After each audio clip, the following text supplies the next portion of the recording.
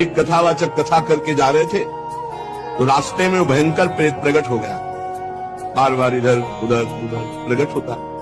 कई बार घटना ऐसी देखी है, आंखों देखी है, वो तभी समझ में आता प्रेत है जब कभी इधर कभी सामने, कभी पीछे, कभी आगे। अब वो तो एक पूर्व के समय में था, तो एक हाथ में लालटेन थी संध्या के समय, एक हाथ में पोथी थी भागवत की, वो छू सकता नहीं था, बार बार भयावा रूप रखता।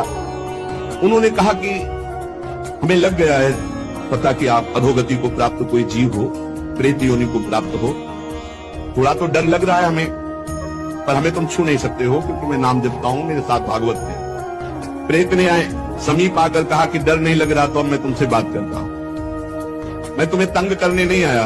और रोने लगा, मैं अपना उद्धार कराने आया हूं। तुम पिता के समान हो, जो नाम जप करता है, भगवत चर्चा करता है, वो सारे चराचर को पुत्र के समान प्यार करता है। मैं भी तो आपका पुत्र हूं, मैं दुर्गति को प्राप्त हो गया हूं। आज तक मुझे ऐसा कोई दिखाई नहीं दिया जिससे मेरा कल्याण होता, आज आप दिखाई दिए जिससे मेरा कल्याण होगा। मैं बुडवा नाम का प्रेत हूं जो पानी में ही रहता हूं पर पानी नहीं पी सकता, बड़ी दुर्गति होती है। किसी तालाब में रहता हूं, रास्ते से निकलने वालों को देखता रहता हूं कि कोई ऐसा निकले जो मेरा उद्धार कर दे।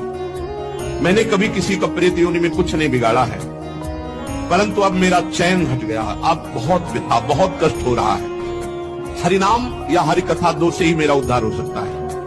और रो रो करके दूर से ऐसे गिर पड़ा चरणों में। तो उन्होंने कहा अगर ऐसी बात है तो आज आप चैन से जहां चाहो रह लो, कल से मैं अपने घर में आपको निमंत्रण देता हूं आना, और घर में ही हम 7 दिन भगवान की कथा कहेंगे, तुम्हारा कल्याण हो जाएगा। और हर कथा की शाम को नाम कीर्तन तुम्हारे लिए करेंगे। पंडित जी ने उसके प्रारब्ध को नष्ट कर दिया। 7 दिन की कथा, 7 दिन का नाम कीर्तन, वो बुडवा प्रेत भगवान के धाम।